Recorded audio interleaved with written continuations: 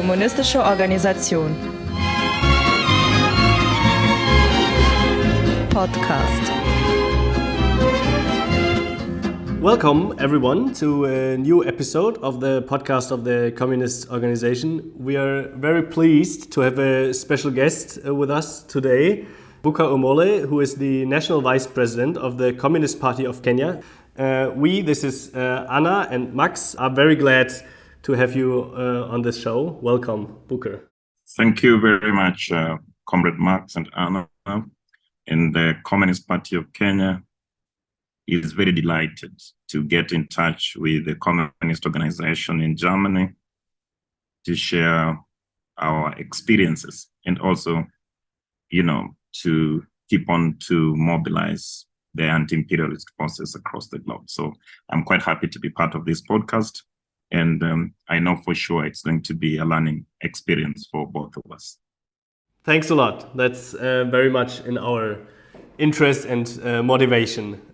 So just shortly, the Communist Party of Kenya was established in 1992, which is only then that the multi-party system in Kenya was introduced. So only then it was legally possible to form like this kind of official party. It only recently in 2019 changed its name to Communist Party of Kenya. Earlier it operated under the name Social Democratic Party, however always with a Marxist-Leninist program. I hope this is correct, or do you want to add something to this?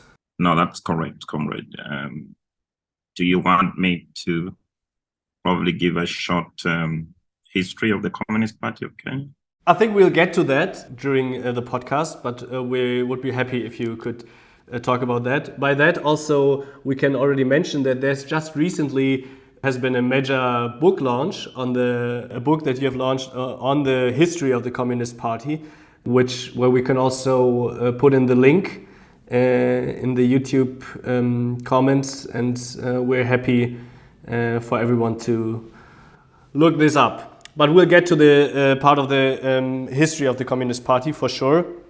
Maybe we can start with what we are going to talk. We will talk about the political situation and fields of struggles of the Kenyan working class. We want to continue our debates on imperialism and neocolonialism by better understanding the relation of Kenya to the imperialist countries, and discuss the role of China also. Last but not least, we of course also want to better understand the work and struggle of the Communist Party of Kenya. Unfortunately, we have to say that the knowledge about the history and the class struggles of the African peoples is very much underdeveloped in the working class movement in Germany and probably overall in the West. And this, I would say, also does reflect the fragmentation and disconnect of the communist and anti-imperialist forces worldwide. And we have an obligation for those who seek to rebuild this internationalist movement to rebuild these connections, also get the knowledge spread about the history and the current situation of the struggles. In particular, I want to say, coming from an imperialist country such as Germany, and this is especially of importance. German imperialism is pursuing the interests of German finance capital continuously and ruthlessly on the African continent. It is also today that we're recording this podcast on the 6th of May, while at the same time Olaf Scholz, the Chancellor of Germany, is visiting Kenya, meeting with William Ruto, the Kenyan president. Kenya plays a big role for German imperialism. It is the biggest trading partner for Germany in Eastern Africa. We might also get into that a little bit more detailed, but shortly, the topics that had been on the news concerning the meeting of Scholz and Ruto. Germany wants to intensify the cooperation in the field of migration of skilled labor from Kenya to Germany. It is a repetition of a common method of imperialism, the brain drain that widens the gap of development between imperialist countries and the so-called global south. Another important interest of German imperialism is the intensification of energy partnership with Kenya in the field of geothermal energy, and especially since Germany seeks to import green hydrogen from Kenya. Also, the Economic Partnership Agreement, the EPA, which is a trade deal between the EU and Kenya, was on the agenda of Olaf Scholz. So all of this is a good motivation to talk with comrades from Kenya and to really strengthen our ties. So we're really happy to have this possibility. And I'll just hand it over to Anna for our first question. Yes, thank you for me as well. So as Max said, German imperialism is meddling in the region, so that makes it even more important for us to know more about the situation in Kenya and Eastern Africa, about the struggles of the people there and the role that your party, the CPK, plays. And we'll later come back to the different international powers involved in Kenya, but I would like to start by asking about the current social and political situation in your country. Recently, there were long-lasting protests connected to the elections, but also to the cost of living crisis, as far as I know. And your party argued that neither Ruto, the president, nor his opponent Odinga would make a difference for the people, as they are both deeply rooted in the bourgeois camp. So what does that mean for the protests? Are they going further than the question of elections, and who's mainly participating in it? So maybe you could just tell us or give us a brief overview on the political and social situation in Kenya right now. Thank you very much, Anna. So, comrade, the first thing probably we want to underline that Kenya is a neocolonial capitalist state. So it basically means that any change of political leaders without changing the system that fires that repression. In fact, the main question that the masses now ask in the street is that why is it that the faces change in government, but nothing literally changed to the people? So in our own analysis from the Communist Party of Kenya, we think that the crisis that we are experiencing in Kenya today, the political crisis, is a crisis of the elite, especially what we can define as comprado class that has captured the state power. You will realize that this comprado class, be it in government that is led by William Samoei Ruto, or be it in the opposition led by Raila Odinga, they have one particularity. The particularity is that they are actually appealing for the West. You remember we had the United States Senator, who was sent here by Joe Biden to try and get a deal between the opposition, the main opposition, or what we call the main so-called opposition, because they only pretend to be, protagonist, but they are not really protagonists. They're only different, in form, but in content, the main opposition leader and the president, that is the head of the government, are not in any way different. So this crisis, and that shows particularity, because even Raila himself is appealing to the Commonwealth, is appealing to the imperialist court, ICC, to try and sort out our Kenyan problems. So both of them do not see.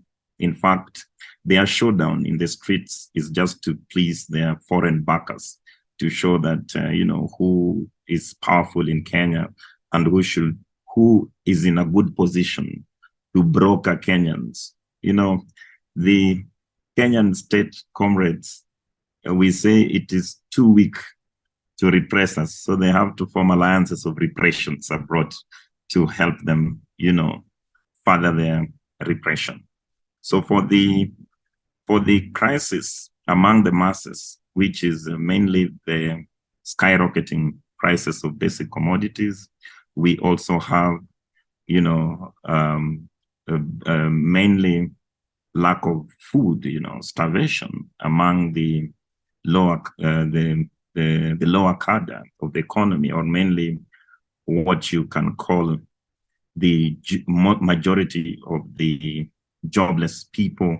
They do not have jobs. So the head of opposition, of course, is using that crisis within the masses to settle scores within what he called his political distractors. And for us, the Communist Party of Kenya, we are saying that we need the people's way. And that is why we have mooted this, what we are calling a united front, that is going to bring all the progressive and revolutionary actors to create an alternative people's way, to generate an alternative agenda. Because you realize, Comrade Marx and Anne, if you look at the history of Kenyan politics, you will realize that since 1997, every time an election takes place in this country, the poor people are massacred. The tribal politics is escalated. Mainly, the political leaders try to mobilize the Kenyan people along tribal lines and to create tribal tensions. And at the end of the day, the biggest scam was in 2002 and also in 2007, and also in 2010, when the several hundreds of poor people in our country died. And finally, there's normally what they call the handshake project, where the elite, they cut deals on the poor people's funerals, and they do not have anything, to give to the majority of the Kenyan people. And that is the crisis that is facing our country today.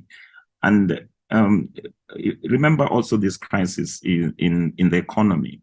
We must link it to certain external factors, because when President Ruto took the reins of power, the first people that he invited as his advisors are the enemies of the Kenyan people. That is the pink economist of the World Bank and IMF. So they started policies to continue to liberalize and the Kenyan market, devalue the Kenyan currency, and even protect, the dollar domination. After that happened, then there was a proposal that the Kenyan people, led by the Communist Party of Kenya, of course, has totally rejected. And that is the super privatization of state-owned enterprises by a few people in this government. And finally, there is even a proposal, sadly enough, that will even escalate the current crisis, not in the elite, but in the general economy. When you privatize education, remember, they want to offer education for only for those people who can pay for it. So the education is going to be no longer a national project. And this Kenya Kwanza government that is now, putting up policies that are anti-poor people, they got into government through rhetoric of what they were calling the bottom-up economic model. And now we only see the opposite, which is the trickling down effect that the President Ruto is trying to oversee. So the crisis within the masses, in our own analysis, is the crisis that has been caused by the policies of the previous governments, and the current government is not making it any better. What is seen as the crisis in terms of political tensions is the crisis among the comprado bourgeoisie class that want to continue to dominate the majority of the people through the neocolonial state. Thank you for those remarks on the situation. And I think we'll come back to the neocolonial policies in a bit. But before we do that, I want to ask another question about the political situation, because just recently in January of this year, your comrade Felix Musili was murdered by the Kenyan police. You wrote about that in your magazine, Itikadi, and So I was wondering how the political situation is for your party concerning repression. Is that, I mean, you already mentioned that the elections in Kenya were always coming with a huge increase of violence, but is that kind of repression with political murder something that your party faces regularly? Comrades, the anti-communism hangover is still within the Kenyan society. And this is supported very much with mainly the corporate media and what they're calling the local radio stations that are being financed by USAID and other, American projects like the NED, the National Endowment for Democracy Fund. So the persecuting of communists, even in the public spaces, is something that we have developed a thick skin on.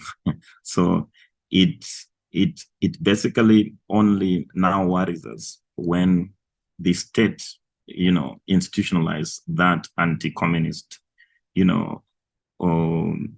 anti-communist ideas, because we come from a very difficult history as a communist movement.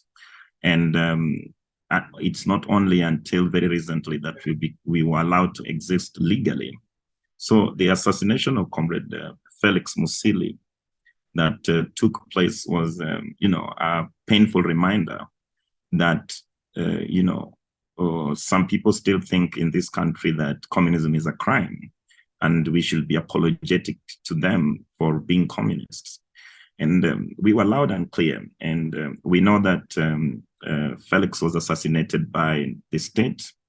And we have launched certain parallel investigations regarding, and even we have insisted that if the current state do not want to carry out prosecution, then we are willing to carry out private prosecution to make sure that these policemen are brought to book. What I could say is that now there is a different approach that the state machinery and anti-communist actors use in this country. One is they try to portray communism as, an ideology that is driving people away from God. So the anti-God sentiment. So we should be associated by the devil. And that is what they continue to put into the people's mind. And the second leg of it is, and this was influenced by the United States policy environment, because through their finance in the last regime, they came up with this anti-terrorist bill. And this anti-terrorist bill that became an act was mainly targeting what they were calling people who are responsible for radicalization of the youth. And that radicalization process, even though we say that communists, we are radicals, but we are not in any way trying to put terrorist activities to affect the people in our country.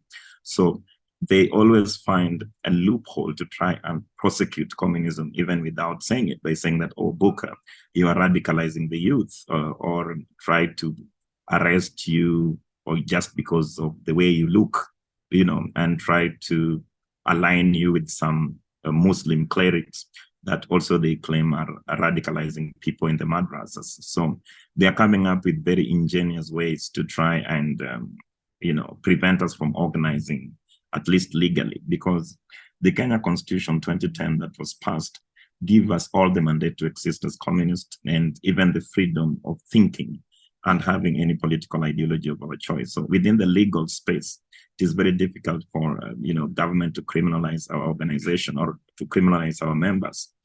And for example, when Felix was shot, before his parents, our question was if there was a disagreement that he was mobilizing the community to threaten peace, then why was he not arrested? Because they knew if he was arrested, then they would not have any law to anchor their prosecution. So if they murder him, then in their own silly thinking, they probably would think that, the communism movement in the eastern part of Kenya will have been brought to a stop. But I think Comrade Felix's death inspired even many young people within that region, we call it Ukambani, to even join the movement. And like we always say even before, that the behavior of this government is the chief recruiter for members of the Communist Party of Kenya, because when they are pushed to the wall, the only place they see that they can claim, their justice, and they can get fighters to, honest fighters in the Communist Party of Kenya. So that is as far as persecution of communists is concerned. Wow, thank you. Thanks a lot. It's something that also is of a great example for us, I would say, to find the courage and the capacity to fight under the circumstances of this kind of semi-illegal repressive system.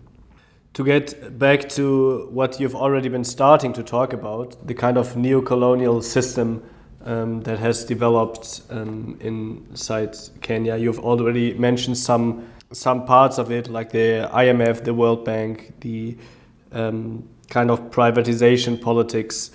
Maybe to also give a little bit of background information for all the listeners, you could explain a little more how this kind of neocolonial system actually kind of developed, or differently put, the independence of Kenya. What did it actually meant? What kind of new societal system was established? What kind of independence was actually introduced? And how did the former colonial powers and also the US then managed to get the new kind of grip on the peoples of Kenya?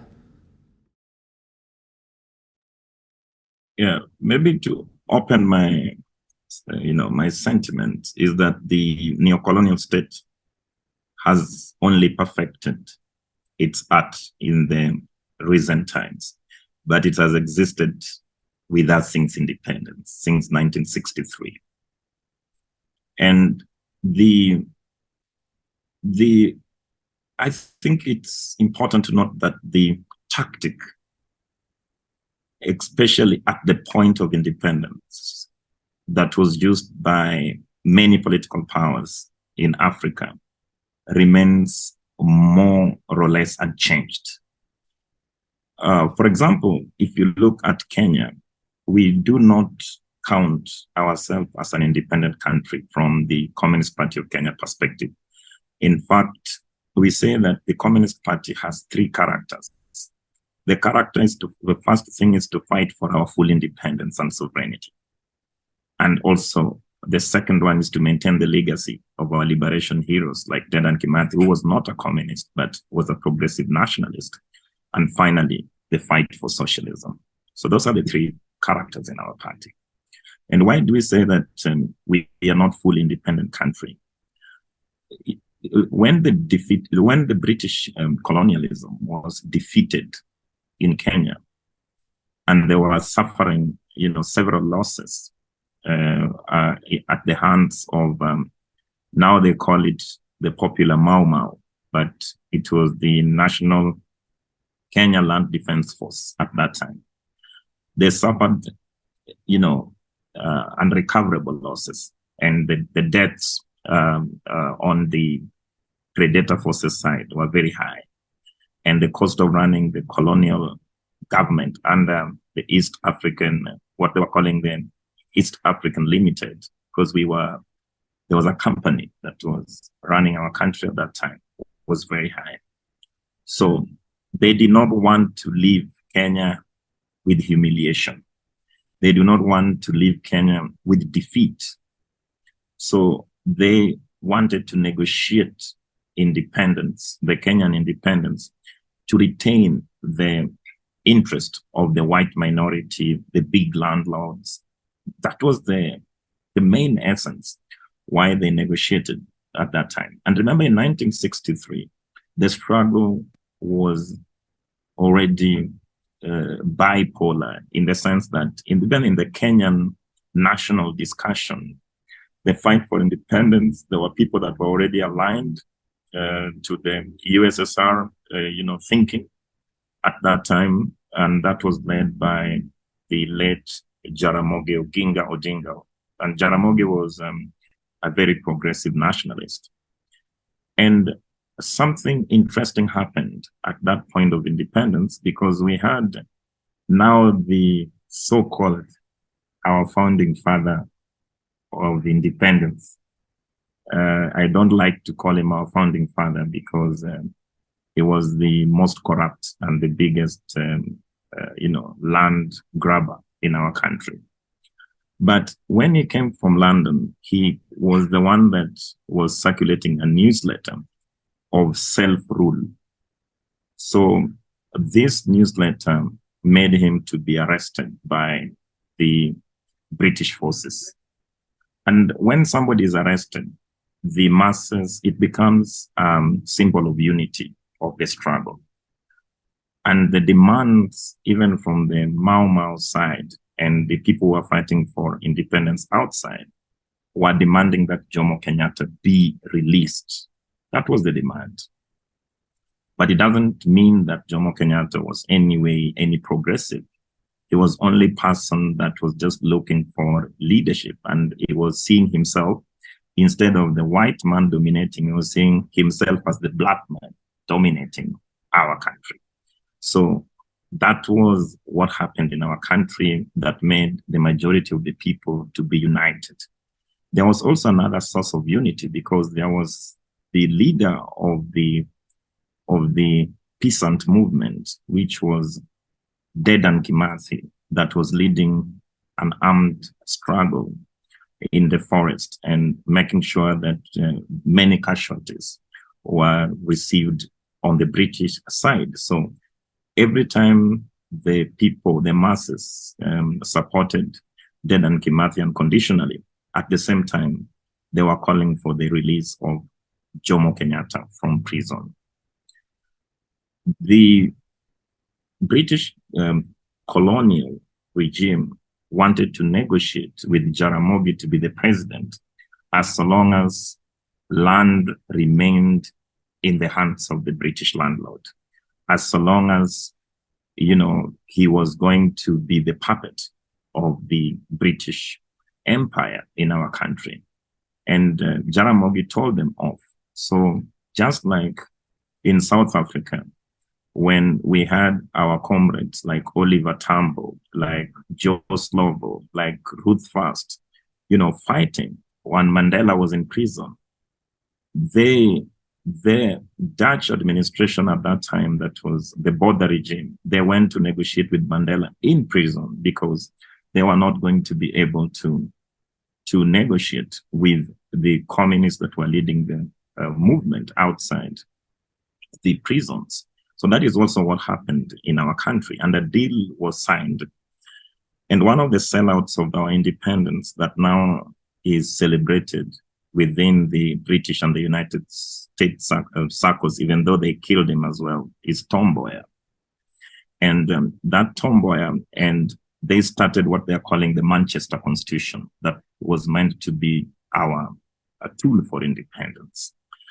And this Manchester Constitution was the first document that was meant to consolidate and even make certain extreme policies that you could not unroll without any struggle to bolster the neocolonial regime, so, that was being controlled mainly from England. So at the very end of it, you will realize that the people that refused to negotiate with the British, because Dedan Kimathi was captured a few days later by the British. And it was mainly because it was not like he had surrendered to the British, but there was negotiations going on within the peasant movement with the Mau Mau, and also there were negotiations that were happening in prison with Jaramogi Oginga, with Jomo Kenyatta, also negotiations taking place outside with the progressive nationalists. the progressive nationalists refused to sell out to the British. And they said the British has to leave, land has to belong to the majority of the people, because at the center of the fight was the issue of land and labor. The second point that it's also important to bring out is that Dedan Kimathi, even when offered for, opportunities of leadership, he was offered for amnesty, he still refused that. The British has to surrender all the land that was grabbed from the Kenyan people. So they killed him because he refused, because he still had an armed group of people in the bush. So the main reason why they murdered Dedan Kimathi, and even today, comrades, the widow of Dedan Kimathi died yesterday.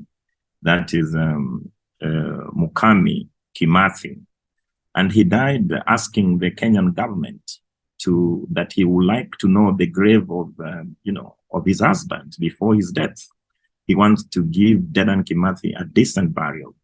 So to see even the current political leaders mourning the death of Dedan Mukami Kimathi is hypocritical, because even now they are safeguarding the British hypocrisy.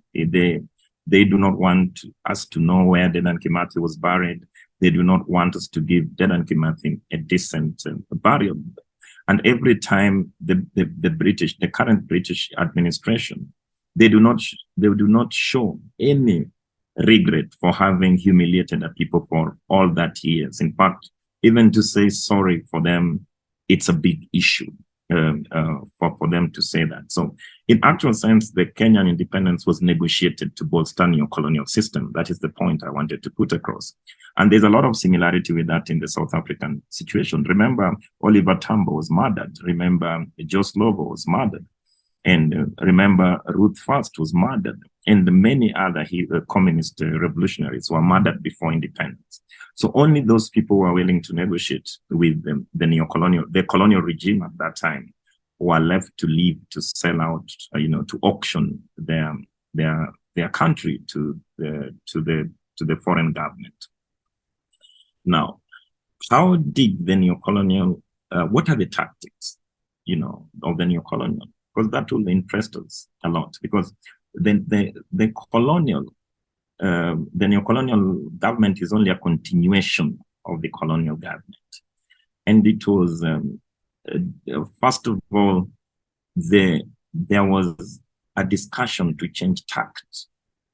That instead of having the white rulers, let's have the black rulers, and let's divide them along the tribal lines, so that anytime we empower the black rulers, they are mainly because there was a misconception that we were attacking the white man because he was white, because that was never the issue.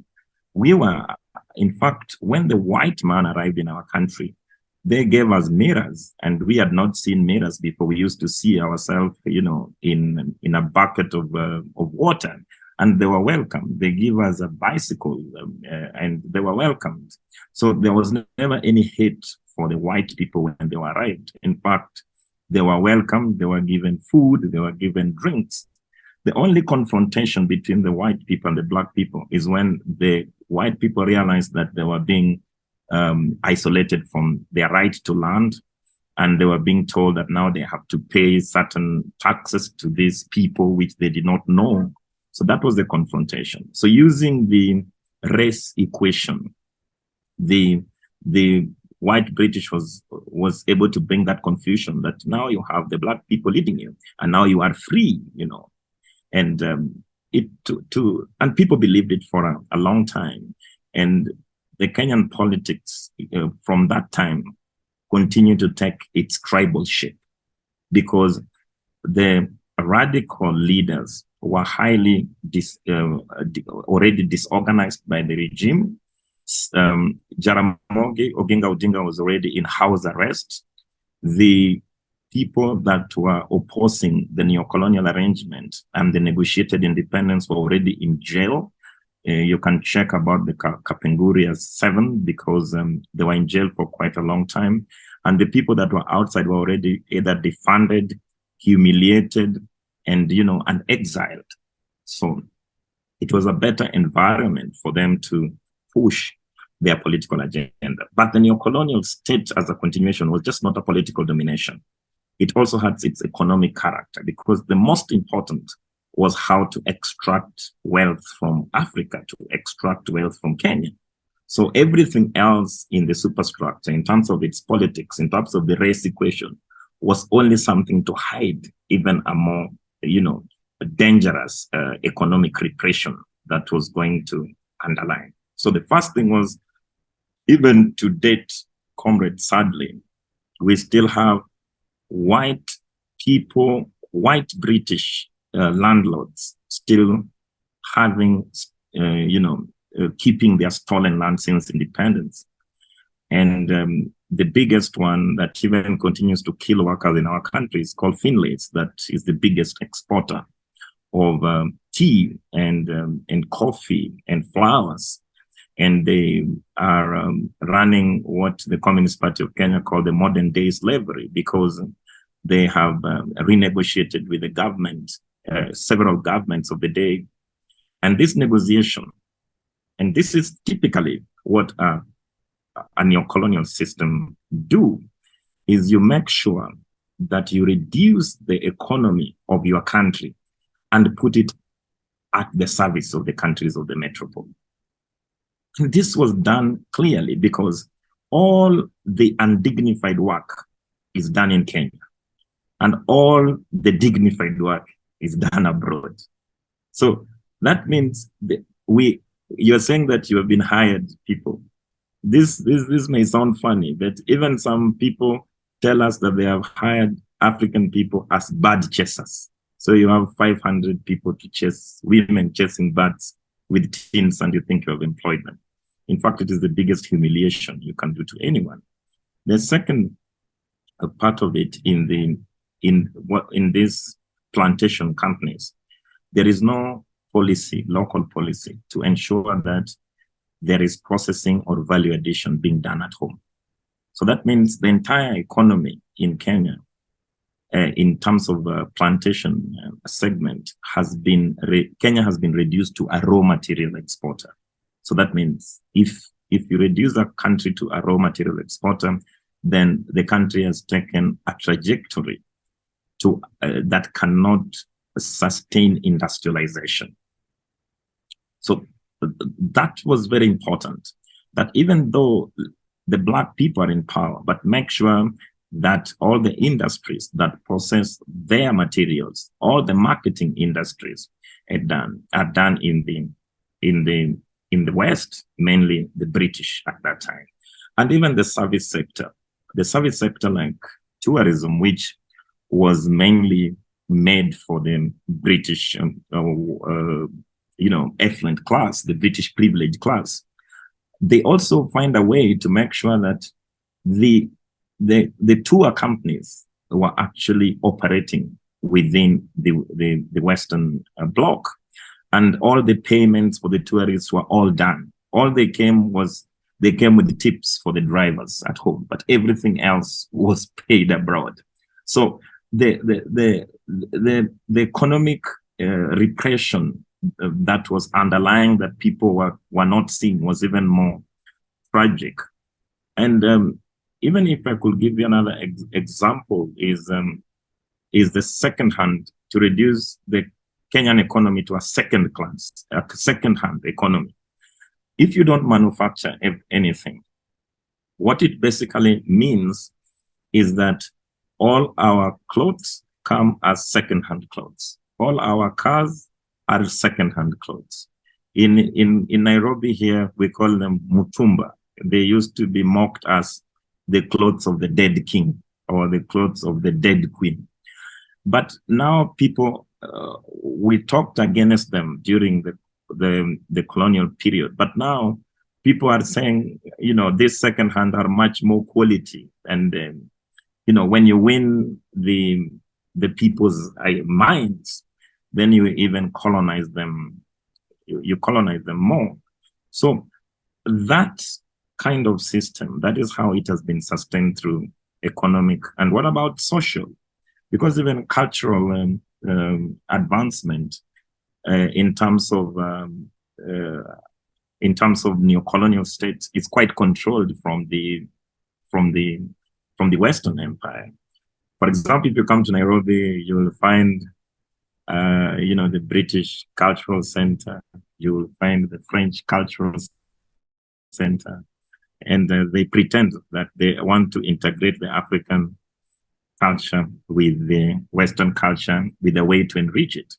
But what they really promote is they want to promote what we call the national heritage, because even our concept of culture is transient. There is nothing we can say that this is permanently and absolute African culture. Culture is something that, it's even transient, and culture is born and reborn in the struggle. And culture is even bold. It borrows and enriches the people's lives.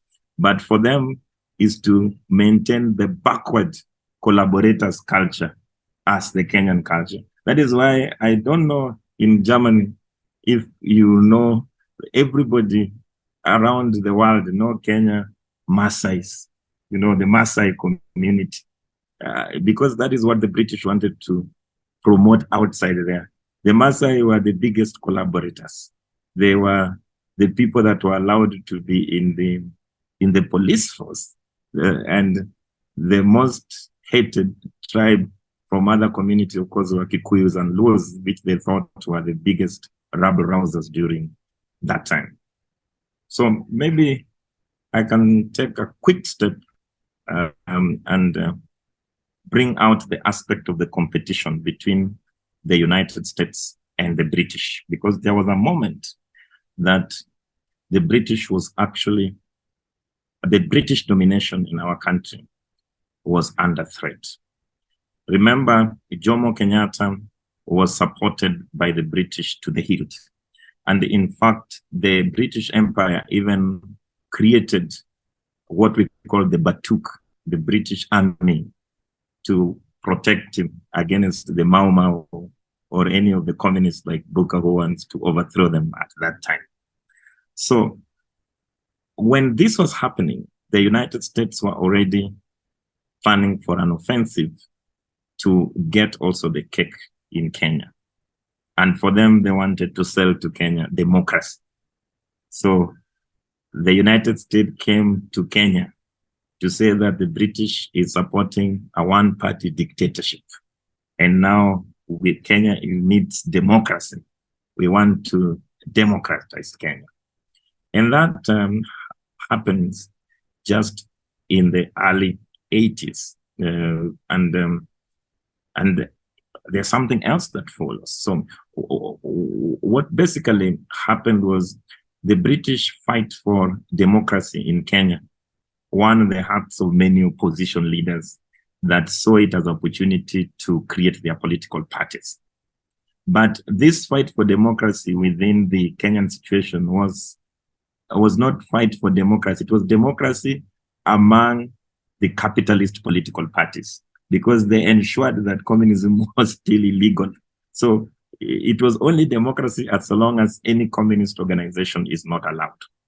So that is how the one-party KANU dictatorship was defeated, and the return for multi-party democracy, and that multi-party democracy was for the capitalist political parties. And the United States won the war to dominate the Kenyan politics until particularly 1982 to 1990. And that there is an economic correspondence to it. That was the entry of IMF and World Bank also. And that also went to the peak of that attack, which was the World Bank so-called experiment, which was the SABS. It was called SABS, the social adjustment programs in our country. But what happened was they forced us through the policy of Washington to close all our industries. and put them in the interest of capital. And that was the policy of privatization. So only a few British companies survived, but also the local companies were bought out and the American multinationals came to our country. And the rest were paying, because the structural adjustment plans is still very clear in our mind. In fact, if the United States are wondering why they are hated in Kenya, that is one reason why they are really hated here, especially the people that lost their jobs, the people that lost their parents. Our healthcare systems was actually, came to a total collapse because of privatization. Kenya, the illegal debt started to accumulate also at that time. So that went all the way to 1990. So during that period, and as you had rightly said, Marx, that in 1992, a Social Democratic Party was founded. Somebody will wonder, why did they not, start the Communist Party? Because at that time, the Communist Party was still illegal. So that means communists must have found a home that they could operate legally. And in 1992, it's also good to say that the Social Democratic Party at that time was not entirely a communist organization. It had, a very strong social democrat influence, mainly from the German Social Democratic Party. And, they have a foundation here. They call it, they call it Fred. Yes. Yes, so they were the main sponsors of the reformers in our country. And in 1992, we had two clear lines in the Social Democratic Party. We had the communists in the party, and we also had the reformists in the party, the Social Democrats. So even internally in the party, there was a struggle between the reactionaries and the revolutionaries in 1992. But the reign, or at that time, we still had dictator Moi, who had just taken after the death of Jomo Kenyatta to lead us. And this very question that people are asking today was asked on that day, that Jomo Kenyatta is dead. We have Daniel Torotich, Arap Moi. All policies remain the same, even after the death of the person we thought was the dictator. So as long as this system continues to remain the same, the faces change, but the policies actually remain the same. So 1992 was the entry of another level of overt communist movement. It's also important to say that since 1960s, to 1982, there were underground organizations for communist, where communists, mainly within this radical students and university lecturers. And two organizations probably will interest our listeners if they want to dig deeper into the history of the communist movement in Kenya. One of them was called the December 12th movement, that was inspired by the Cuban victory. And another one has a Kiswahili name called Mwa Kenya. So those two were underground political movements in our country under the name communism, before we actually, realized that, we realized the overt legality in 1992. Finally, probably I could talk about what happened after Moi, because the struggle for, remember, we were still trying to survive with the Manchester Constitution that was mainly very Eurocentric. In fact, that was drafted to hold the status quo or the white monopoly at that time. So the struggle against dictator Moi at that time ended in 2002. And within the 2002, what mainly happened was, in Kenya, we call it the Second Liberation Movement, or a ballot revolution, where at that time, everybody put off their tribal sentiments, and the concentration was only the removal of dictator Moi at that time. So in 2002, there was the ballot revolution that kicked out dictator Moi. But also somebody else came in, which was Mwai Kibaki. Mwai Kibaki was a long-time opposition leader. He was not a communist. He was not a socialist. In fact, he wanted to perfect bourgeois democracy. So he started to rub shoulders with the British, which were the former colonizers, and the United States, mainly because he wanted to diversify how we borrow money and do not make it, at the mercy of only United States. In that way, he started to rub shoulders with the United States and the British. And also at home, in his head, he actually won many.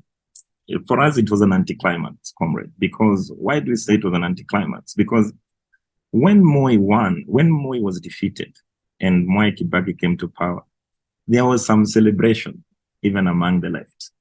And some of the people on the left thought that the revolution had taken place, and it was time to take stock of our successes. So you will see that most of the literature that has been documented, where now the Marxists and the communists are reflecting of their days in prison, their days in, under the brutal dictator Moi. So basically, there was the left was disorganized because majority of them were also absorbed in government. So they got positions in government, and a few people that remained outside the government were considered as, people were unreasonable because now even communism it was politically, the anti-communist laws was politically defeated in 2002. But in the laws, they were still there. So the Kenyan people did not see much change. They saw some change in the opening of the civic space.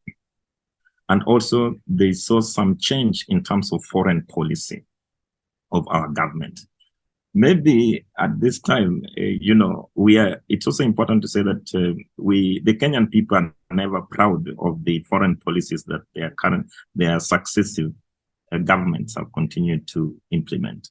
In fact, sometimes we don't know how to define our approach to foreign policy because it has always been a wait and see, what we can get and grab. So if the Israelis are getting money, then we can sell for them part of our airport to attack our neighboring country. Then we think that is a foreign policy.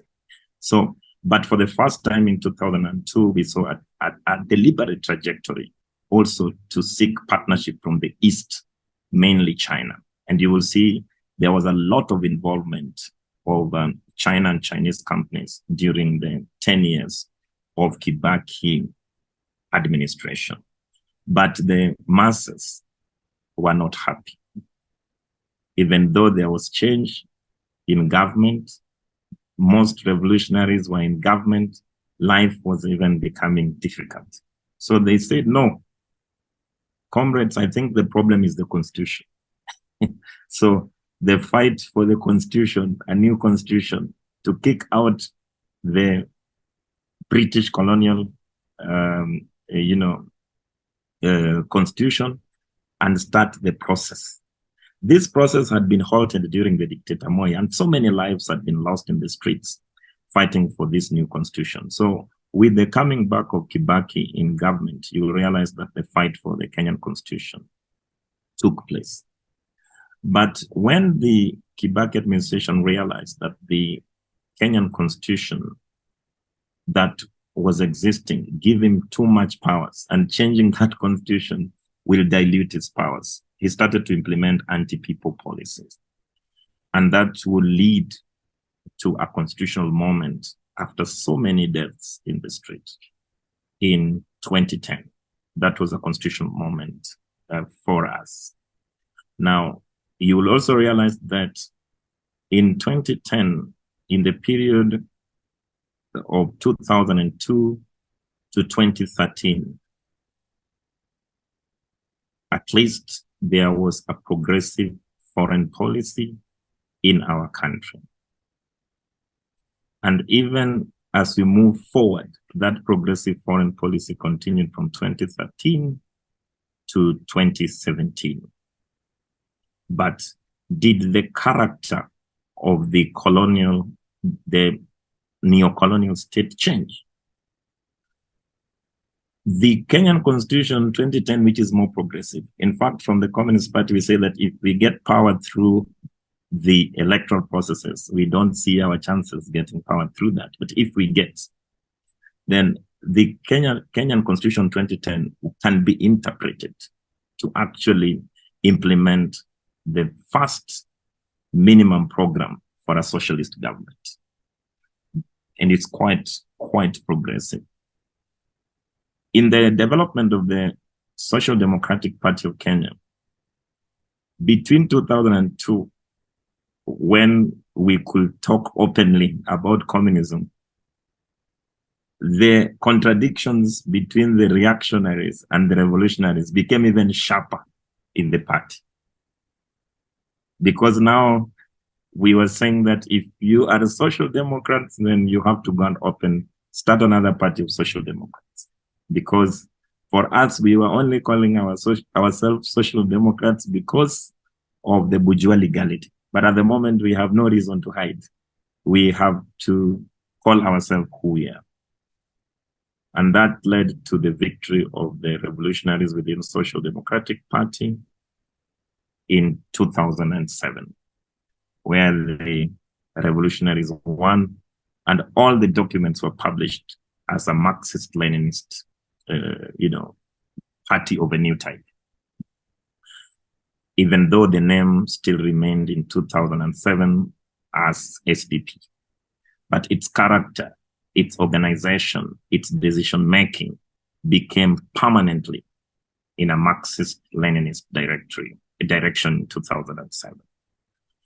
In 2010, another event happened in our country, which, of course, was the constitutional moment. But before that, there was a crisis. And this crisis also depicts the crisis that is happening in this country today. The crisis was basically, again, on the elite in 2007, because Mwai Kibaki formed a coalition government with Raila Amolo Odinga. And they formed it based on what they are sharing. So they disagreed on what portion of the cake each of them should get. And that led to the tribal clashes. So people were killed in masses after the 2007 post-election crisis. It's also important to note that since 1997, there are always tribal clashes every elections. And these tribal clashes, their leaders, for the first time, the Kenyan people said enough in 2007, and said that the people who sponsored those election violence must face the full force of the law, because we are tired of having to sacrifice lives as every elections. But they took a wrong trajectory, because the subjective factors, I think, at that time, and the consciousness of the people said that if we cannot try you at home, since Kenya is part of the Rome Statutes at ICC, we want these people tried and jailed at ICC. And that was being championed by, of course, we all know that ICC is an imperialist court, and there is no justice that they will deliver. But the two top culprits, that one of them now is the head of the state, President Ruto, were indicted by ICC. And our last president, our past former president, which is Uhuru Kenyatta, were both indicted. So they form an association of criminals to take power to actually absolve them from those criminal charges. So they form a partnership that will actually thrash them to power in 2013 elections. And in 2013 election, they were very, very determined to cut the Kenyan over-reliance on the United States. But they wanted to cut it out of annoyance, that these people wanted to jail us. And then, secondly, the Communist Party of Kenya had taken the correct position at that time, that ICC is an imperialist court. So for the first time, they were supporting, the Communist parties. So there was a temporary support from government that, in fact, they even rejuvenated the Pan-Africanist spirit in Kenya to try and challenge the United States domination. And they made it clearly that America will never decide our friends. So China became even a full force in terms of decision-making in 2013. Certain things happened in our country at that time. Uhuru Kenyatta also made a promise to make even better relationships with the Cuban highlands. And in his speech, he said his most admired president in the world is Fidel Castro, though Fidel died before he saw him. But during his term, we had a collaboration between the Cuban doctors that still exists to date, against the United States wishes, against the British wishes. The second thing was the opening of the embassy of Palestine was also done during that time, which we also thought was very progressive. And the third thing in terms of foreign policy, I don't know if the German population knows about the struggle of the Sahrawi people, but the Western Sahara also got a warm wake. And Israel and Morocco were told that they cannot determine the foreign policy of our countries anymore. But the structures of the neocolonial state, the colonial state, remain the same, except the desire for revenge for these leaders that thought that they were being punished from the West. So in actual sense, even in 2013, the neocolonial state was fully intact with a progressive constitution. Now, even if the 2010 constitution is a pro-people constitution and the same class is in power and the colonial state is intact, now they use interpretation. So they interpret the constitution to favor the ruling elite. And I could give one example how they interpret it. For example, on the issue of social rights, the 2010 constitutions give each and every Kenyan right to work with dignity, right to housing with dignity, right to food. But now the government interprets it that these rights must be enjoyed progressively. So progressively basically means that they have to, they are the measures of this progressive.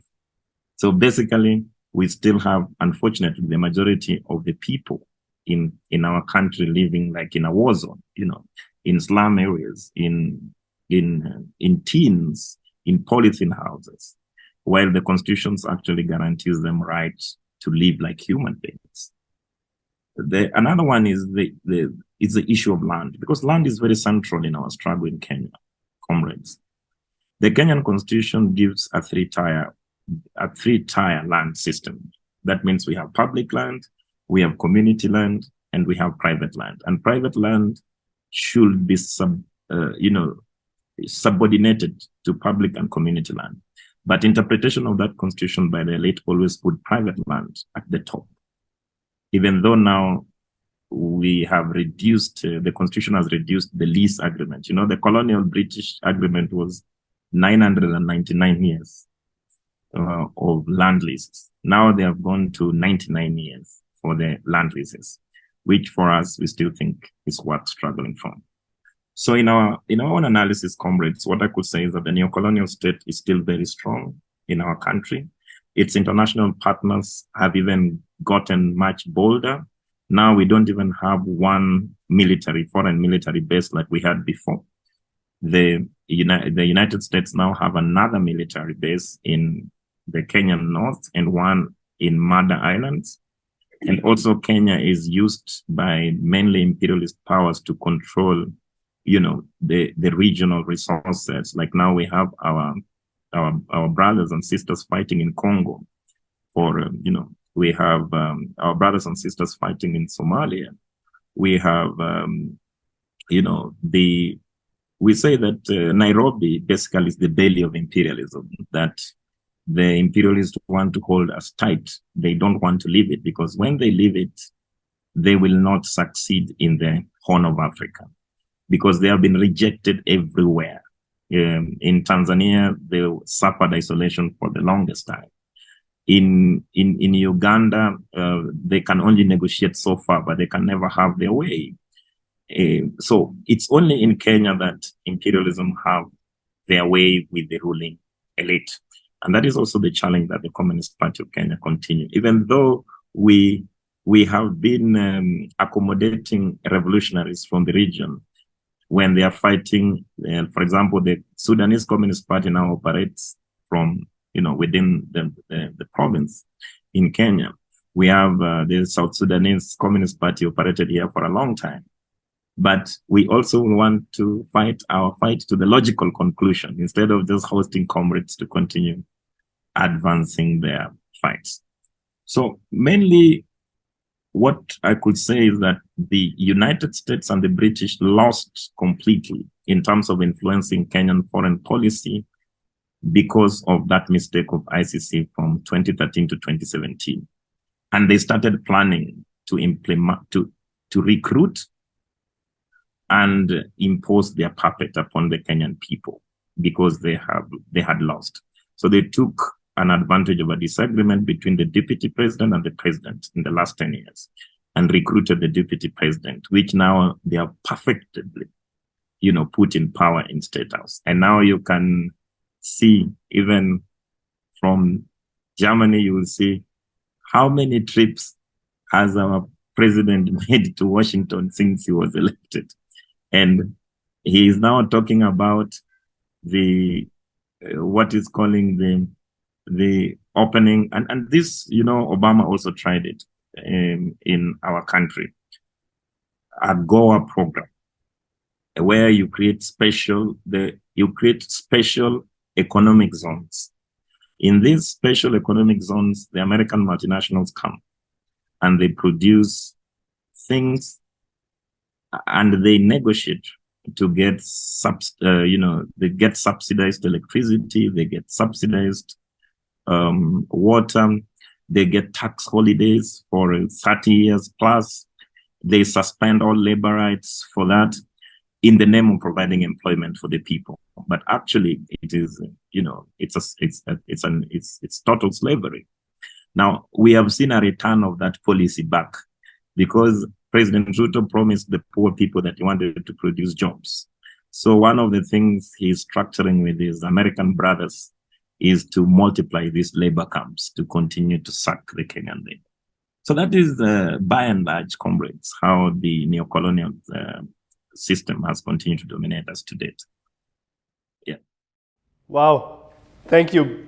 Thank you very much, Booker. This was a really rich picture that you painted over the whole history of Kenya, and I think it gives a really good idea of how they actually make sure to still keep in power over all these years, and actually the economic base has not over all these, like it's from 63, right? It's over 60, it's 60 years from now, how the economic base still is so much dependent on the agricultural resources, agricultural produce, and the industrialization has not really happened. I think I do have lots of questions to what you have said, and I think Anna as well has. Maybe to start with, could you, like over all these years, did there in some way also develop a kind of Kenyan bourgeoisie, a national bourgeoisie that is sort of also working independently or in their own within their own bourgeois interests and exploiting the Kenyan people, or is it how are the Kenyan elites and ownerships managed, so to say, or is the ownership really that much dependent to the imperial states? I'm asking this because we had lots of debates also within our organization, but there's also inside the communist movement, especially I would presume in the West, that they do not really see these kinds of neocolonial structures as they are, and they always have this also kind of arrogant, I would say, and very distanced position of after the independence, the Kenyan working class now has to struggle for socialism, which means fighting the national bourgeoisie and not being involved with the imperial bourgeoisie. Maybe you can say something about the kind of national bourgeoisie that developed or did not develop, and how the ownership, how the property still in a way remained within the boundaries of the old colonial powers or the US now.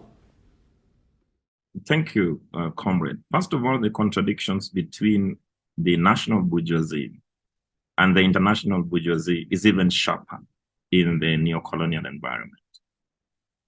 Because remember, the international bourgeoisie, which are mainly the multinationals supported by their governments, do not want any production to take place at home.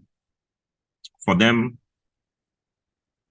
any production, any manufacturing must take place outside the country that generates the mineral. So that is a very sharp contradiction that exists between the international bourgeoisie and the national bourgeoisie. And yes, the national bourgeoisie have been struggling to develop in Kenya.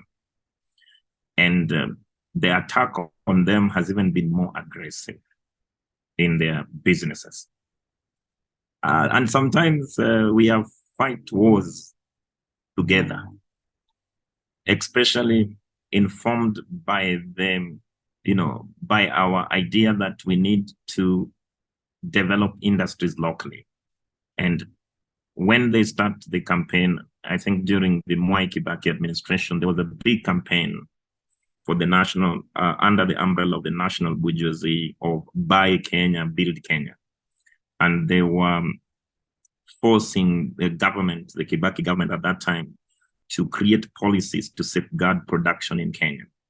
And for a moment, the Kibaki government, and Kibaki was an economist, also was much interested in terms of building the national bourgeoisie, because even Kibaki himself was a national bourgeoisie at that time. So you realize that during that, even the oil importers, the oil marketers were facing trouble because they were being forced to buy oil from the national oil refinery that was in our country at that time. The people who wanted to import sugar were in problems because they were saying that the sugar industries are expensive. They want to import, but importation of sugar, which is mainly the comprado in alliance with the international bourgeoisie who wants to bring in cheap sugar and do not want to produce it. The struggle on importation of cereals in our country. So that has been very much in existence. But for a moment, I think they lost the war and decided that they will open their companies to be bought partly by their international bourgeoisie through their comprado class in Kenya. So you realize that, for example, the biggest national bourgeoisie that we ever did have now in our country, which was of the Asian origin, was Manu Chandaria. Now, part of his businesses have been sold to multinationals. And it's mainly for his survival, because the East African cables, so the local companies are taking the character of the international companies through the sale of shares. So that has been the struggle between the national bourgeoisie and the comprado class that we have. Unfortunately, in the histories of our struggle, they have only managed to capture power once in 2002. And that was under the Mwai Kibaki. All along, the comprado class has been the one managing the Kenyan economy, even now. You already have mentioned that there was this kind of look to the east from the early 2000s onwards, and China became a much more important trading partner to Kenya and many African countries. Whereas now with the new government, Ruto, he is trying to reverse this kind of developments. But of course, in the leftist and in the communist movement, there have been great debates on the role that China plays, and whether the kind of investments of Chinese companies and the Chinese state are any different to the colonial and neocolonial structures and systems that have been imposed by the Western countries. And I do also know that in Kenya there is big discussions about this, and the population sees it differently, or there's debates. So maybe you can lead us through these kinds of discussions, and also the perspective of the Communist Party of Kenya of the role that China plays. Yeah, thank you. First of all, maybe it's important for us to clarify what does the Communist Party think about China, and what is our policy, and what is the party position in regard to China, and what informs that party position. Now, first of all, we say that the Communist Party of Kenya, we cannot say that we have a lot of knowledge, or we are the masters of the Chinese Revolution, but we continue to learn the Chinese socialist experiment. Every time we interact with the Chinese revolutionaries, we interact with their literature, we advance our knowledge.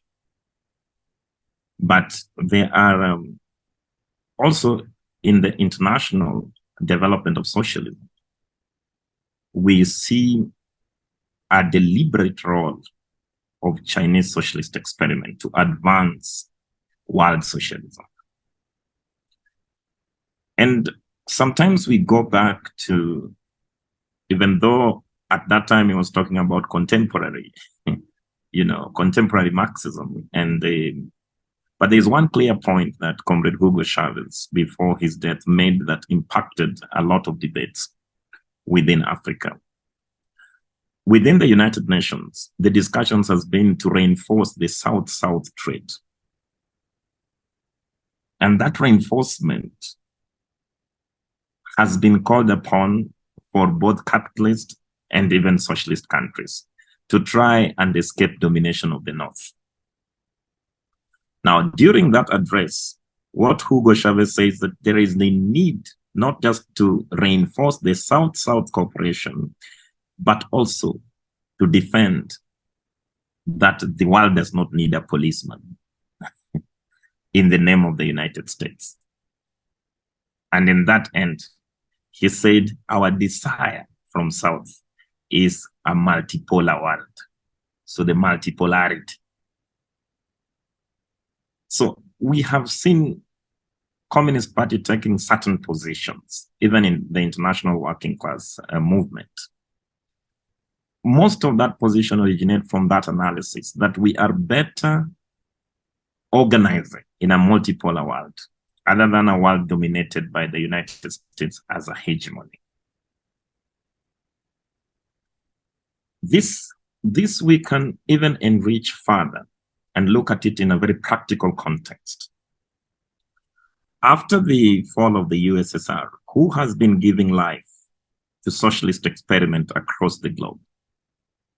We see the significance of the Chinese socialist experiment giving life as a permanent trading partner to the Cuban Revolution, despite the sanctions, and blockade that is being imposed against the Cuban people by the United States, war consensus. So indeed, that is a significant role that the China socialist experiment plays at the global level. We look at when the Bolivarian revolution was under attack and even still continues to be attacked today. Who comes to their help? We see again, the socialist experiment in China and their leaders coming in to give life to progress those socialist experiments. So we see from the Communist Party, our commitment to internationalism, to proletariat internationalism, is China plays a significant role at that level. And we can continue to debate among the left, because one thing that continued to be a hot topic in the international left is the China equation. But we are willing to open that debate even further if they have an alternative fact to disapprove us, that indeed we are better organizing under a multipolar world. Now, the second point I want to say is the national issue in regard to China and the continental issue, which is Africa-China and Kenya-China. First of all, the people who colonized us, the people who have subjugated us to imperialism for over the years, want to tell us who to hate and who to make friends with. In fact, now they wake up every morning in TV stations, corporate TV stations, to lecture us about how China want to colonize us. But our question from the Communist Party of Kenya is that what moral authority do the United States have? Do the British, empire, as it is, has to lecture the people of Africa, the Kenyan people, on how they should relate to their friends?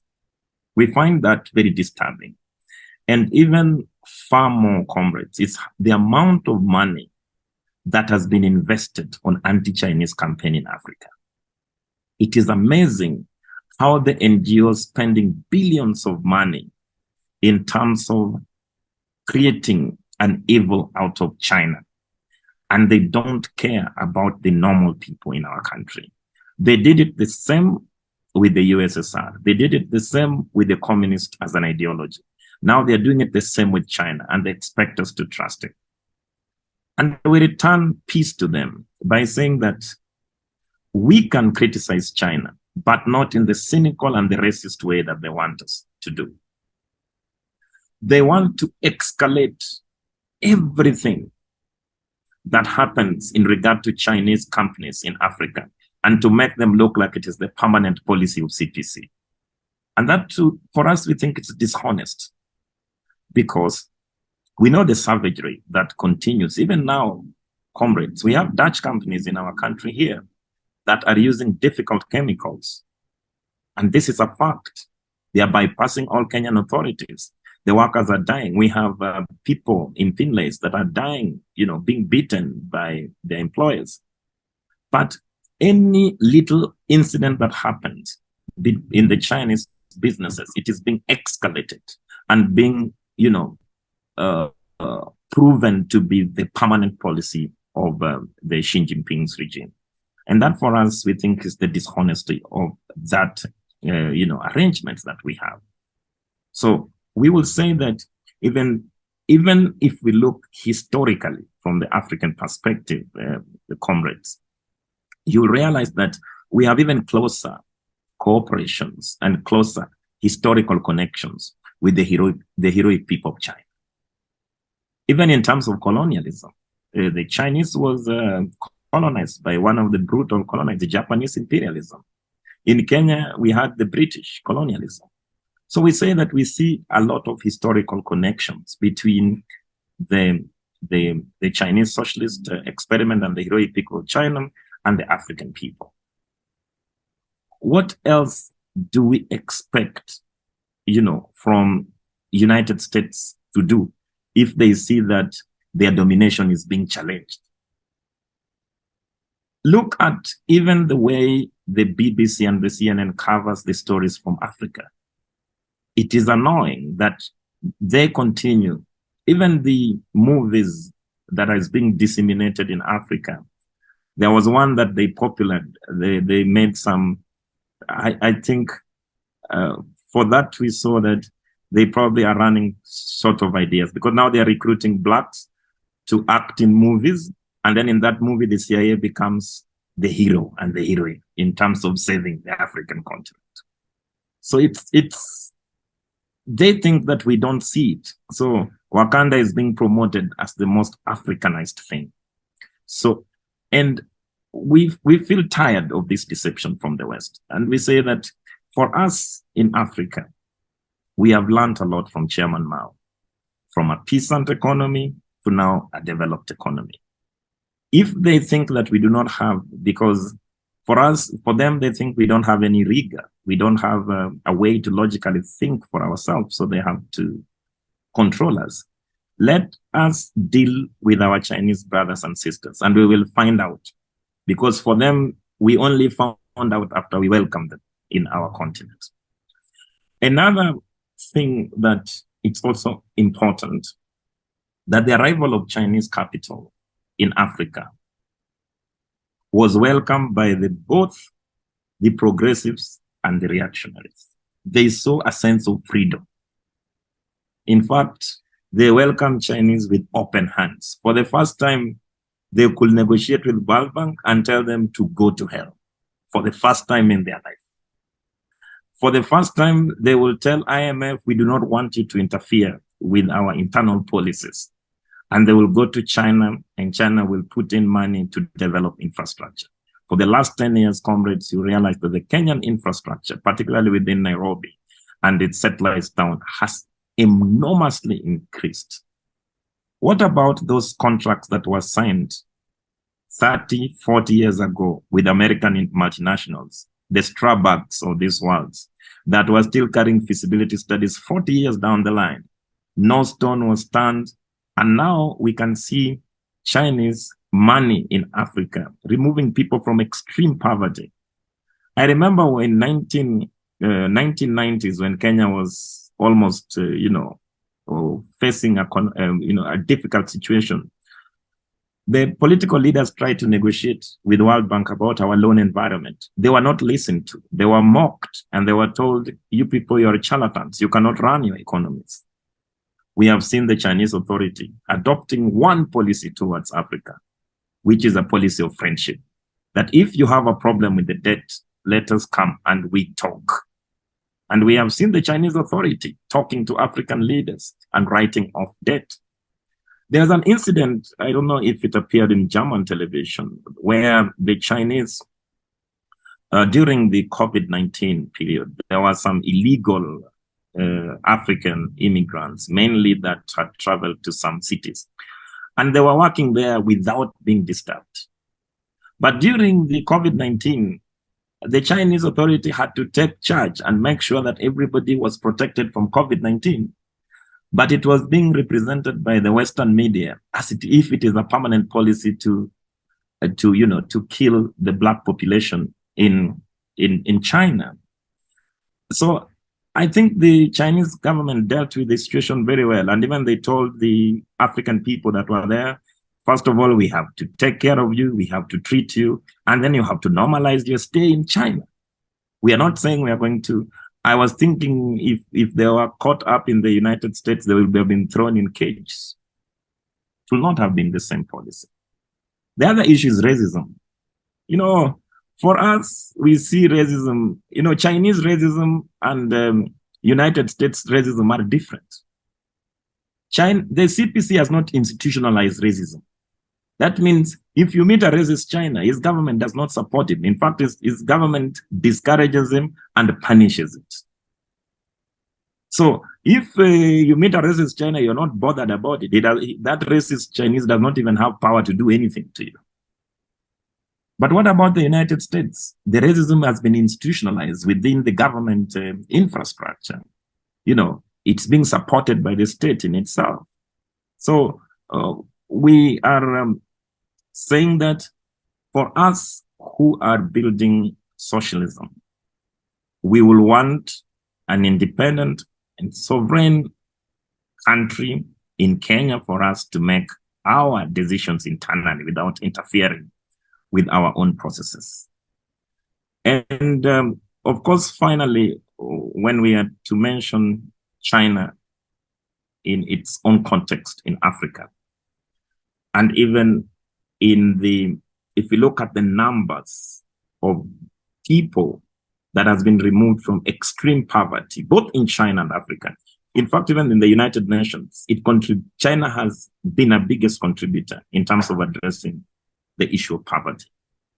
In Africa, we need to study the Angola experiment, where involvement of China actually was able to remove extreme poverty in majority of that country. So that is how we look at that question, comrades. And we continue to have an open door policy with our Chinese brothers to continue to deepen our knowledge and also to share our honest and positive criticism to them as our honest brothers who are building socialism. And even in areas we do not understand. We just were in Beijing for about 2 weeks, and the discussion was not easy. It was a hot debate in regard to, especially the theoretical element from classics to what they were calling the contemporary Marxism. And we enjoyed those discussions. And also in terms of policies, who is promoting peace in the world? I think for a fact, comrades, you can see who has decided to propose a peace agreement in what we now call and know the proxy NATO war in Ukraine. That Zelensky dog of the United States cannot stop, aggravating the war because he is not in charge. So we see a lot of positive development. The relationship between the United States and Riyadh, Washington and Riyadh, that has existed for over years, has not improved any relationship in now what we call West Asia, or what they call the Middle East. But we are seeing now, we can see the Iran and Saudi Arabia coming together to try and have a peaceful environment. So those are the few remarks, comrades, that I can talk about China. But if you have any questions, I could probably answer. I think it were really important points on the assumed moral authority of the former colonial powers and the propaganda they spread, which we obviously also have here, but in a different context, and also the impact that the Chinese investments and influence in the region really has. I was wondering, because you said before that obviously Kenya is really important for the US to stay there and to still have some influence. And you said before that in Tanzania it was difficult, but I guess now it isn't anymore for the US, right? Because Kamala Harris traveled there and I felt like they're gaining more influence there. So I was wondering, like, the US is not just giving away Eastern Africa to China, to Chinese influence. So how do these struggles, how do you see them in that region? Like also how the different countries are taking a stand towards it. Thank you. Of course, the Kamala Harris travel to East Africa to lectures why we should reject the currency swap was an all-time low for the empire. We can only see more desperations coming from the degenerating empire of the United States They are fighting with all their legs and with all their hands. The policy of currency swipe is that which is being pursued even more determinedly by the countries in East Africa. They see the domination of the dollar as an anticlimax in terms of building our economy. And comrades, what I could say that attack by Kamala Harris traveling here only meant that they had not won in Tanzania, because in Kenya now they have their way. Tanzania still have a very controlled economic policy that was inherited from the implementation of that was implemented by mainly during the Mwalimu Julius Nyerere's period. So we could say that the Kenya acting as an important for the United States imperialism in the region continues to be under threat. And that is why they must always ensure. They lost 10 years in Kenya, according to the analysis. Remember, even before the William Ruto was imposed upon us by the US imperialism, Kenya had already made a policy to diversify our reserve in the central bank with the Chinese yuan. That was sending the United States to panic mode in actual sense. Kenya-China trade had already risen, surpassed, Europe and American combined.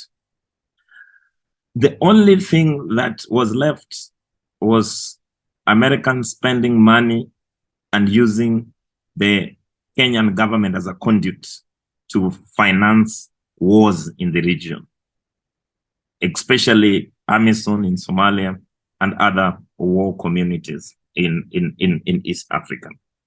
So the fight for Kenya cannot be seen as the United States want it to be seen, as if the United States is fighting China. So as we are aground, it is basically United States fighting for its own survival. Apparently, it is too late for them to survive. And that is why we are saying that all these embassies they are building castles will be tourist attractions and museums very soon, because they cannot hold their hands together in terms of dominating the world. On the other elements in East Africa, comrades, and this, it's also good to look at it in terms of reinforcing a possible military usage. That if the software they called it, fails, they might opt to use, like they used Djibouti, for example, to fight other wars in Africa. The United States is thinking of using Kenya also as such a place where they can use it to fight wars in the region. That is why it is very important for them to actually colonize the East African region. I don't know if I answered your questions, all comrades. Well, yeah, I have one more question, because that is obviously a hopeful outlook you give on the US and the West in general having less influence, and Kenya being able to develop a more independent economy, or at least develop an economy at all. And still, this is obviously not the end of the fight. So the question is, how is this anti-imperialist struggle connected to the struggle for socialism? You also mentioned before that your party acts with three main pillars: the independence, the legacy of liberation, and the struggle for socialism. So maybe you could elaborate a bit more about how do those pillars go together? Like, yeah. Thank you. Now, for our national liberation, in fact, the appropriate way to call it is that we got a sham independence. It was not a full independence. So the fight for the national independence continues, not just to remove the rulers that exist today, but to actually defeat the neocolonial system, the structural system that exists in place, and then change the trajectory in terms of Kenyan policies through a government formed majority by the majority. But let us go to the world socialism, because in that aspect, I could probably bring out one of the most important characters of the Communist Party of Kenya. We are firmly for international proletariat internationalism. We are an internationalist by character. And that means the Communist Party of Kenya cadres and members clearly know that the party and the cadres and its members and the masses that support the party must be in solidarity with all the oppressed people of the world. And in that score, then we say that the Communist Party of Kenya is also the headquarters of all the international solidarity organizations. So here in Nairobi at our headquarters, we host the Kenya-Cuba Friendship Solidarity. And that Kenya-Cuba Friendship Solidarity is expanded. You don't need to be a member of the party to be part of it. You just need to be in solidarity with the struggles of the Cuban people. We also have Kenya Na Palestine that continues to highlight Zionism as a threat to world peace and bring out with clarity that Israel is not a democratic state, but an apartheid state that is actually has its origin of white settler colonialism. We also continue to bring out the hypocrisy of the Israel foreign policy to try and think that they can form friendship with the people of Africa while they continue to slaughter the people they have grabbed and continue to grab land over the years. So we even have succeeded in terms of defeating the Zionism propaganda that the Palestinian struggle is a struggle between two religious groups. While for us, we know it's a struggle for decolonization. It's a struggle against, Zionism as a dictatorship to entrench, a dictatorship of minority. And even we bring clarity that I know sometimes we disagree with our friends who think that, Palestine should have a two-state solution. But for us, just like we rejected the attempts of the British to create their own small empire in Kenya, and the South Africans rejected the attempts by the Dutch to carve their own, empire within South Africa, it will be a total letdown for any person to think that the Israel can actually bring out a small section to create a Jew state. For us, we need a one-state solution where all people, including the Jew, the Muslim community, the Black community, they can coexist in harmony under a democratic, government. So we are here in Nairobi with, again, hosting what we are calling the Kenya Western Sahara Solidarity Committee, the Kenya Venezuela Solidarity Committee. So that displays our internationalist character. Also, we have an international department here, which is led by Comrade Ashland. And the idea is to form fraternal and brotherly relations with communist organizations and communist political parties across the world and bring out a discussion at the global level, because we can never fail not to be conscious that we are fighting against imperialism. We are fighting against capitalism, global capitalism. And what will we replace global capitalism with? Even though now we say there is primacy in our national struggle, but we must never lose sight of our international struggle, because we have to replace global capitalism by global socialism based on true friendship and mutual relations of the people. So the antithesis of imperialism must be internationalism, global socialism, and that we must continue to advance. Across many years, the communist parties and communist organizations has continued to disagree on the questions of imperialist wars. And that is why, comrades, you see even the Ukraine,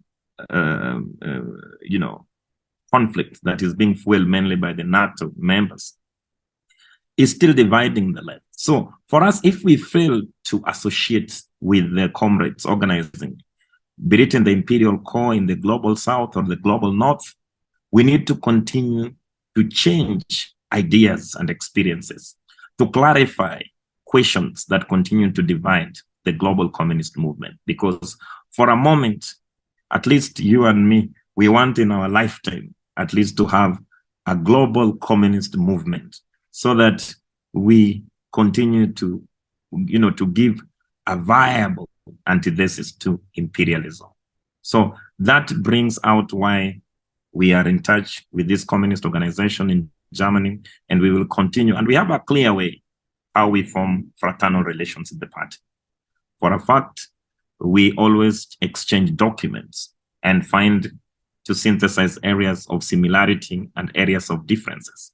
Areas of differences, we try to clarify them through debates, because for us, we are comrades. We do not, in fact, sometimes I discourage other comrades that we are discussing with, that for comrades, we don't dismiss other comrades or even be quick to call people revisionists or be quick to accuse other comrades, or even extremely to use violence against other comrades.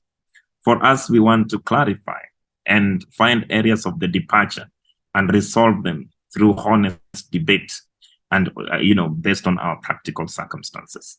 So that is the internationalist character. On the legacy of Dedan Kimathi, it also comes to our Heroes Day here, which for us, we see that,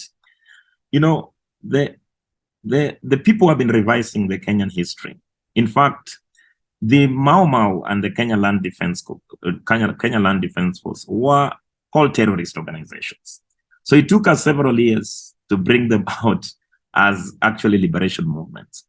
And that is, you see the similarities. Any country with an organization that is, wants to fight for its own people, the United States are the first people to put you in the terrorist list. Even look at Cuba. Why is Cuba on the terrorist list? Because according to the United States, because Assata Shakur is there, and according to them, Shakur is a terrorist. So who says who a terrorist is? Even when we confront Morocco in Nairobi here, every time they tell us the Polisario is a terrorist organization. So it's Morocco to decide who terrorist organizations are, because in our country, even our freedom fighters were terrorist organizations according to the, the Western lenses. So it's that legacy of the freedom fighter is one we want to bring out our true heroes. In fact, we say every time in the party that when the right moment comes, we will direct the public anger to those monuments that reminds us of colonialism, those monuments that are erected in Nairobi that reminds us of land grabbers. Even we have, unfortunately, a dead body lying in parliament in the name of our founding father, Jomo Kenyatta. We still wonder why he is lying in the public land while he has trucks and trucks of land he grabbed, from the poor Kenyan people. So that is why we say the legacy of our national heroes, particularly Dedan Kimathi and his true brothers and sisters that were fought and paid the ultimate price. We must continue to always remember them. And we must even not let our children ever forget their legacy. Thank you, Booker. These were awesome closing remarks, I would say, because you've put it so well, and I can really underline and support what you have said about the internationalist movement that we have to revive and rebuild. And I think you have a very mature picture on how to handle these kinds of difficulties, these kinds of splits that we have, on how to overcome and really unify as an internationalist, anti-imperialist movement. And I would add that there's a huge history of our movement that we also have to revive with the connection of anti-imperialism and the communist movement, the movement of national liberation and anti-capitalist movement that you have put so well and put so well into context of our contemporary struggles. So I really enjoyed the talk with you, and I think it's a great contribution to our discussions here in Germany, which are unfortunately much too less about the struggles of the African peoples and the struggles for national liberation, and sort of have always this kind of undifferentiated view that is very much from the context of an imperialist country. So this is a really good contribution to our discussions, and I really hope that we will continue these discussions and debates. What else is to say? Thanks very much. This is it's been great. Thank you so much. I think it also highlights how much there is to discuss on anti-imperialism, and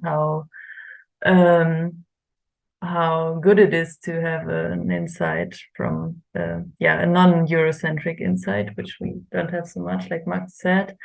And I think we can also maybe point out or refer to your magazine. So whoever is listening, if you want to read more about the Kenyan Communist Party, you have that magazine Itikadi, translated ideology, which everyone can see on your website, which has interesting articles on Pan-Africanism, the history you talked about of Kenya and the struggle of independence, and also on imperialism. So it's really good to see other organizations working on the question of clarification, as we also want to do. Yeah, thank you, Comrade Max and Anne. It was really warm to speak to you, comrades. Yeah, it reminded me of Comrade, we call him Uncle Ho here in Nairobi, about his reflections on how he became a communist. And maybe he was from a French colony, which was Vietnam. So he met these warm white people in the train, and they were calling him comrades, and they were very good to him. And he was wondering, he only know about white brutalization in Vietnam. Who are these white people who call themselves comrades and are very warm in Paris? And in that context, he formed relations with the Communist Party of France, and he even joined the party and went home to finish his revolution in Vietnam. So thank you very much for this talk. Kommunistische Organisation Podcast.